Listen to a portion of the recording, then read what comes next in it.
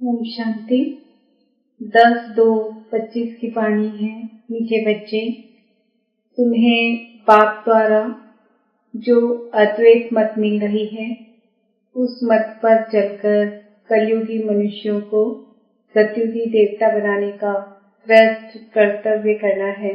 प्रश्न: सभी मनुष्य मात्र दुखी क्यों बने हैं? उसका मूल कारण क्या है? उत्तर: रावण ने सभी को शापित कर दिया है, इसलिए सभी दुखी बने हैं।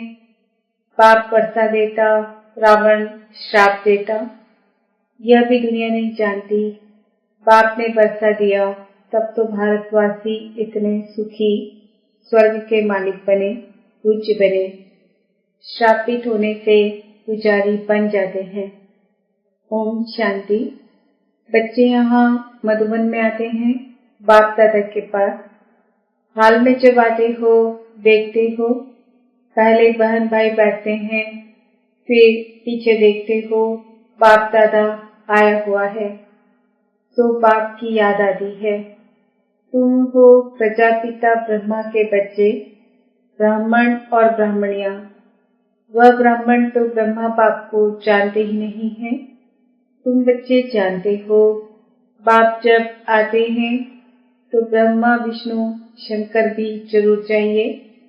कहते ही हैं त्रिमूर्ति शिव भगवानुवास। अब तीनों द्वारा तो नहीं बोलेंगे ना। यह बातें अच्छी रीति बुद्धि में धारण करनी है। बेहद के बाप से जरूर स्वर्ग का वर्षा मिलता है। इसलिए सभी भक्त भगवान से क्या चाहते हैं? जीवन मुक्ति। अभी है जीवन बंद। सभी बाप को याद करते हैं कि आकर इस बंधन से मुक्त करो। अभी तुम बच्चे ही जानते हो कि बाबा आया हुआ है। कल्प कल्प बाप आते हैं, पुकारते भी हैं, तुम मात पिता हम बालक तेरे। परंतु इसका अर्थ तो कोई भी नहीं समझते। निराकार बाप के लिए समझ लेते हैं, गाते हैं, परंतु मिलता कुछ भी नहीं है। अभी तुम बच्चों को उनसे वर्षा मिलता है, फिर कल्प बाद मिलेगा। बच्चे जानते हैं बाप आधा कल्प के लिए आकर वर्षा देते हैं और रावण फिर श्राप देते हैं।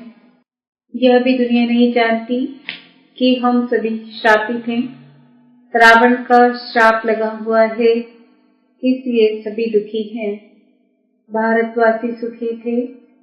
कल इन लक्ष्मी नारायण का राज्य भारत में था। देवताओं के आगे माथा टेकते हैं, पूजा करते हैं, परंतु सतयुग कब था यह किसको पता नहीं। अब देखो लाखों वर्ष की आयु सिर्फ सतयुग की दिखा दी है, फिर त्रेता की, द्वापर, कलयुग की। उस हिसाब से मनुष्य कितने ढेर हो जाएं। सिर्फ सतयुग में ही ढेर मनुष्य हो जाएं। कोई भी मनुष्य की बुद्धि में नहीं बैठता है। बाप बैठ समझाते हैं कि देखो गाया भी जाता है, 33 करोड़ देवताएं होते हैं। ऐसे थोड़ी कि वह कोई लाखों वर्ष में हो सकते हैं। तो यह भी मनुष्यों को समझाना पड़े। अभी तुम समझते हो कि बाबा हमको स्वच्छ बुद्धि बनाते हैं, रावण मलेच्छ बुद्धि बनाते हैं। मुख्य बात तो यह है, सत्युग में है पवित्र, यहाँ है अपवित्र। यह भी किसको पता नहीं है कि राम राज्य कब से कब तक, रावण राज्य कब से कब तक होता है। समझते हैं यहाँ ही राम राज्य भी है, रावण राज्य भी है। अनेक मत मतांतर है ना। जितने हैं मनुष्य उतनी है मतें। अभी यहाँ तुम बच्चों को एक अद्वैत मत मिलती है जो बाप ही देते हैं। तुम अभी ब्रह्मा द्वारा देवता बन रहे हो। देवताओं की महिमा गाई जाती है। सर्वगुण संपन्न, 16 कला संपूर्ण है, तो वह भी मनुष्य की महिमा गाते हैं। क्यों? जरूर फर्क होगा ना। अभी तुम बच्चे भी नंबरवार पुरुषार्थ अनुसार मनुष्य को देवता बनाने का कर्तव्य सीखते हो। कलयुगी मनुष्य को तुम सतयुगी देवता बनाते हो, अर्थात शांति धाम, ब्रह्मांड का और विश्व का मालिक बनाते हो। यह तो शांति धाम नहीं है ना, यहाँ तो कर्म जरूर करना पड़े। वह है स्वीट साइलेंस होम। अभी तुम समझते हो, हम आत्माएं स्वीट होम ब्रह्मांड के मालिक हैं। वहाँ दुख सुख से न्यारे रहते हैं, फिर सत्युग में विश्व के मालिक बनते हैं। अभी तुम बच्चे लायक बन रहे हो। एम ऑब्जेक्ट एक्यूरेट सामने खड़ी है। तुम बच्चे हो योग बल वाले, वह है बाहुबल वाले। तुम भी हो युद्ध के मैदान पर, परंतु तुम हो डबल अहिंसक, वह है हिंसक। हिंसा काम कटारी को कहा जाता है। सन्यासी भी समझते हैं यह हिंसा है, इसलिए पवित्र बनते हैं। परंतु तुम्हारे सिवाय बाप के साथ प्रीत कोई की है नहीं। आशिक माशुक की प्रीत होती है ना, वह आशिक माशुक तो एक जन्म के गाए जाते हैं। तुम सभी हो मुझ माशुक के आशिक। भक्ति मार्ग में मुझ एक माशुक को याद करते आए हो। अब मैं कहता हूँ, यह अंतिम जन्म सिर्फ पवित्र बनो और यथार्थ रीति याद करो, तो फिर याद करने से ही तुम छूट जाएंगे। सत्युग में याद करने की दरकार ही नहीं रहेगी। दुख में सिमरन सब करते हैं। यह है नर्क, इनको स्वर्ग तो नहीं कहेंगे ना। बड़े आदमी जो धनवान है वह समझते हैं, हमारे लिए तो यहाँ ही स्वर्ग है। विमान आदि सब कुछ वैभव है। कितना अंधश्रद्धा में रहते हैं। गाते भी हैं, तुम मात पिता हम बालक तेरे, परंतु समझते कुछ नहीं। कौन से सुख घनेरे मिले यह कोई भी नहीं जानते हैं। बोलती तो आत्मा है ना, तुम आत्माएं समझती हो हमको सुख घनेरे मिलने हैं। उसका नाम ही है स्वर्ग सुखधाम। स्वर्ग सभी को बहुत मीठा भी लगता है। तुम अभी जानते हो स्वर्ग में हीरे जवाहरों के कितने महल थे। भक्ति मार्ग में भी कितना अनगिनत धन था जो सोमनाथ का मंदिर बनाया है। एक एक चित्र लाखों की कीमत वाले थे। वह सब कहाँ चले गए, कितना लूट कर ले गए। मुसलमानों ने जाए मस्जिद आदि में लगाया, इतना अथाह धन था। अभी तुम बच्चों की बुद्धि में है, हम बाप द्वारा फिर से स्वर्ग के मालिक बनते हैं। हमारे महल सोने के होंगे, दरवाजों पर भी जड़ी लगी हुई होगी। जैनियों के मंदिर भी ऐसे बने हुए होते हैं। अब हीरे आदि तो नहीं है ना जो पहले थे। अभी तुम जानते हो हम बाप से स्वर्ग का बरसा ले रहे हैं। शिव बाबा आते भी भारत में ही हैं। भारत को ही शिव भगवान से स्वर्ग का बरसा मिलता है। क्रिश्चियन भी कहते हैं क्राइस्ट से 3000 वर्ष पहले भारत हेवन था। राज्य कौन करते थे यह किसको पता नहीं है। बाकी यह समझते हैं भारत बहुत पुराना है, तो यही स्वर्ग था ना। बाप को कहते भी हैं हेवनली गॉड फादर, अर्थात हेवन स्थापन करने वाला फादर। जरूर फादर आए होंगे, तब तुम स्वर्ग के मालिक बने होंगे। हर 5000 वर्ष बाद स्वर्ग के मालिक बनते हो। आधा कल्प बाद रावण राज्य शुरू होता है। लक्ष्मी नारायण कोई एक नहीं, इन्हों की डिनास्टी होगी, फिर उन्हों के बच्चे राजा बनते होंगे। राजाएं तो बहुत बनते हैं ना। सारी माला बनी हुई है, माला को ही सिमरन करते हैं ना। जो बाप के मददगार बन बाप की सर्विस करते हैं, उन्हों की ही माला बनती है। जो पूरा चक्र में आते पूज्य पुजारी बनते हैं, उन्हों का यह यादगार है। तुम पूज्य से पुजारी बनते हो, तो फिर अपनी माला को बैठ पूजते हो। पहले माला पर हाथ लगाकर फिर माथा टेकेंगे, पीछे माला को फेरना शुरू करते हैं। तुम भी सारा चक्र लगाते हो, फिर शिव बाबा से बरसा पाते हो। यह राज तुम ही जानते हो। मनुष्य तो कोई किसके नाम पर माला फेरते हैं, जानते कुछ भी नहीं। अभी तुमको माला का सारा ज्ञान है और कोई को यह ज्ञान नहीं। कृष्ण थोड़ी समझते हैं कि यह किसकी माला फेरते हैं। यह माला है ही उन्हों की जो बाप के मददगार बन सर्विस करते हैं। इस समय सब पतित हैं। जो पावन थे वह सब यहाँ आते आते अब पतित बने हैं। फिर नंबरवार सब जाएंगे। नंबरवार आते हैं, नंबरवार जाते हैं। कितनी समझने की बातें हैं। यह झाड़ है, कितने टाल टालियां मठ पंत है। अब ये सारा झाड़ खलास होना है, फिर तुम्हारा फाउंडेशन लगेगा। तुम हो इस झाड़ के फाउंडेशन। उसमें सूर्यवंशी चंद्रवंशी दोनों हैं। सत्युग त्रेता में जो राज्य करने वाले थे उन्हों का अभी धर्म ही नहीं है, सिर्फ चित्र है। जिनके चित्र है उन्हों की बायोग्राफी को तो जानना चाहिए ना। कह देते फलानी चीज लाखों वर्ष पुरानी है। अब वास्तव में पुराने से पुराना है आदि सनातन देवी देवता धर्म।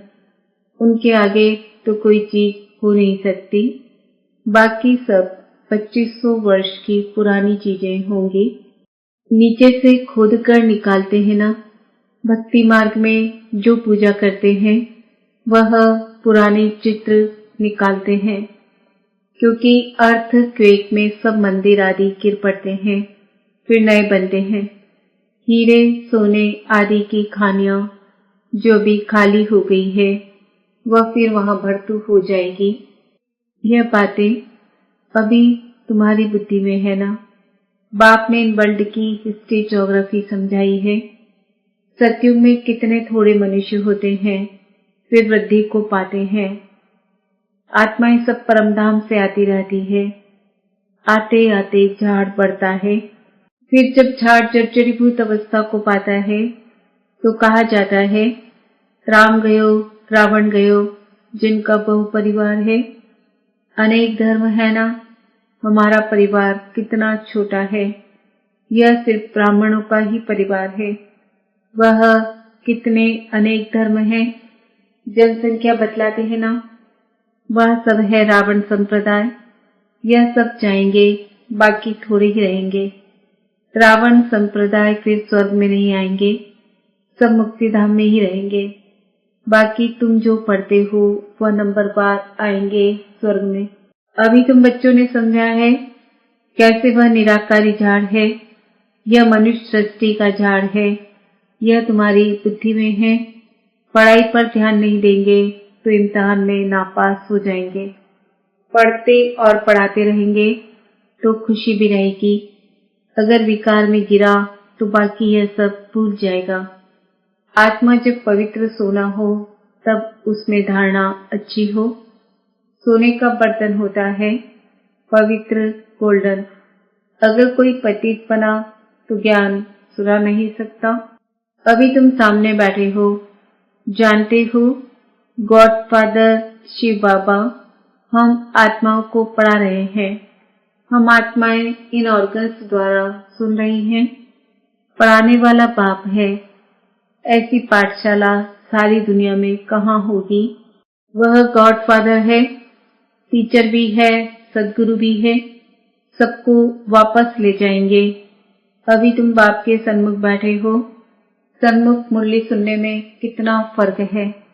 जैसे यह टेप मशीन निकली है, सबके पास एक दिन आ जाएगी। बच्चों के सुख के लिए बाप ऐसी चीजें बनवाते हैं, कोई बड़ी बात नहीं है ना।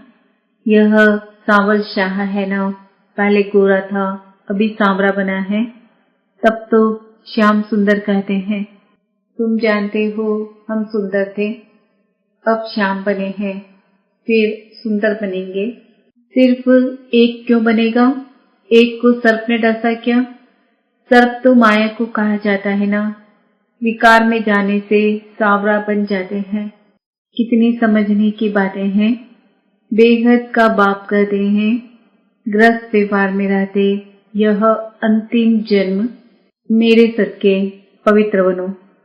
बच्चों से यह भीख मांगते हैं, कमल फूल समान पवित्र बनो और मुझे याद करो, तो यह जन्म भी पवित्र बनेंगे और याद में रहने से पास्ट के विकर्म भी विनाश होंगे।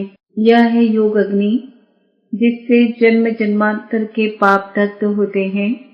सतो प्रधान से सतो रजो तमो में आते हैं तो कला कम हो जाती है, खाद पड़ती जाती है। अब बाप कहते हैं सिर्फ मामेकम याद करो। बाकी पानी की नदियों में स्नान करने से थोड़े ही पावन बनेंगे। पानी भी तत्व है ना, 5 तत्व कहे जाते हैं। यह नदियां कैसे पतित पावनी हो सकती है? नदियां तो सागर से निकलती है। पहले तो सागर पतित पावन होना चाहिए ना। अच्छा, मीठे मीठे सिकिल दे बच्चों प्रति माता पिता बाप दादा का याद प्यार और गुड मॉर्निंग। रूहानी बाप की रूहानी बच्चों को नमस्ते। हम रूहानी बच्चों की रूहानी माता पिता बाप दादा को याद प्यार गुड मॉर्निंग नमस्ते ओम शांति। धारणा के लिए मुख्य साथ, विजय माला में आने के लिए बाप का मददगार बन सर्विस करनी है। एक माशूक के साथ सच्ची प्रीत रखनी है, एक को ही याद करना है। अपनी एक्यूरेट एम ऑब्जेक्ट को सामने रख पूरा पुरुषार्थ करना है। डबल अहिंसक पर मनुष्य को देवता बनाने का श्रेष्ठ कर्तव्य करते रहना है। वरदान, विजयीपन के नशे द्वारा सदा हर्षित रहने वाले सर्व आकर्षणों से मुक्त भव। विजयी रत्नों का यादगार बाप के गले का हार आज तक पूजा जाता है, तो सदा यही नशा रहे कि हम बाबा के गले का हार विजयी रत्न है। हम विश्व के मालिक के बालक हैं। हमें जो मिला है वह किसी को भी मिल नहीं सकता। यह नशा और खुशी स्थायी रहे तो किसी भी प्रकार के आकर्षणों से परे रहेंगे। जो सदा विजयी है वो सदा हर्षित है।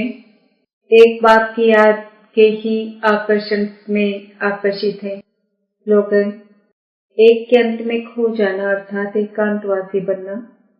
अव्यक्त इशारे, एकांत प्रिय बनो, एकता और एकाग्रता को अपनाओ। अभी सब मिलकर एक दो की हिम्मत बढ़ा के यह संकल्प करो कि अब समय को समीप लाना है। आत्मा को मुक्ति दिलानी ही है, लेकिन यह तब होगा जब सोचने को स्मृति स्वरूप में लाएंगे। जहाँ एकता और दृढ़ता है वहाँ असंभव भी संभव हो जाता है।